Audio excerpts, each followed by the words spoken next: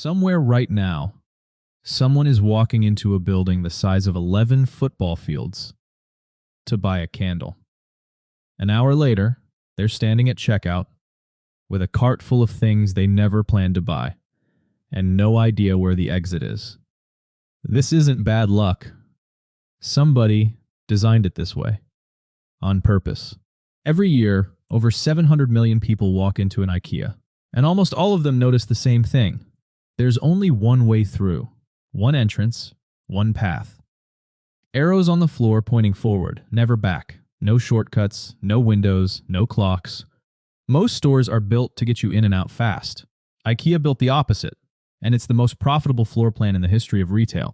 It started in 1958 in a small Swedish town, founded by a young entrepreneur named Ingvar Kamprad. He built his stores on cheap farmland outside the cities, what he called the potato field principle. But cheap land came with a problem. How do you guide thousands of shoppers through an airport-sized warehouse without an army of staff? IKEA's answer? Let the building do the guiding. Every showroom staged like a real home, threaded onto a single, unbroken path. Internally, they called it the long, natural way. It looked like convenience. It was actually a system. To understand why it works, meet the man who hated what it became. Victor Gruen, an Austrian architect, designed the first fully enclosed shopping mall in America in the 1950s. But he wanted to build community, not a trap. Plazas modeled on old European town squares. Developers kept the shops. They cut out everything else. What was left disoriented people so effectively that psychologists gave it a name: the Gruen Transfer. The exact moment a shopper's rational brain shuts off and impulse takes over. Gruen was so disgusted by what his invention became that he later said he refused to pay alimony for those bastard developments. It didn't matter. Retailers had already learned his lesson. And nobody would learn it better than IKEA.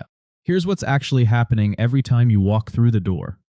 The first steps inside are a decompression zone, empty space that slows you down and quietly flips your brain from errand mode into browsing mode. Then the maze begins. Staged rooms designed to make you picture your own life inside them.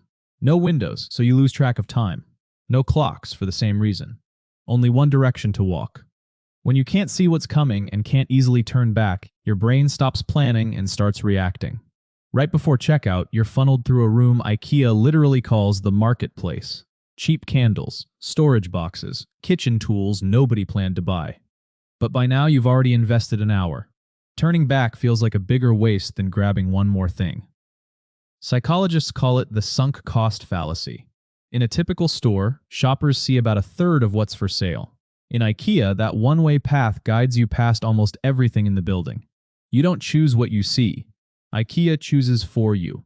For decades, this was IKEA's best-kept weapon, until they tried to remove it. Between 2021 and 2023, IKEA opened small city stores in Madrid, Shanghai, and Warsaw with no forced path. Shoppers could walk straight to what they wanted and leave. It backfired.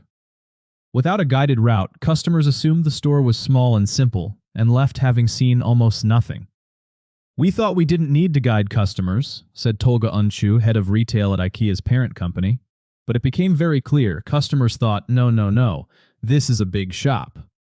Within 2 years, IKEA quietly shut the experiment down and went back to the maze.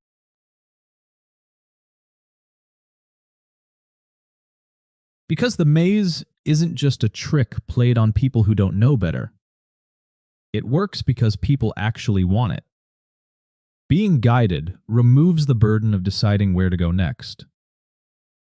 Getting lost in a fully staged home feels less like a chore and more like a story you walk through. So the next time you leave an IKEA with a cart full of candles and no memory of how you got there, you weren't unlucky. You were walking exactly where 60 years of psychology wanted you to walk. The best designed systems don't feel like systems. They feel like your own idea. And by the time you notice the walls, you're already 3 aisles too deep.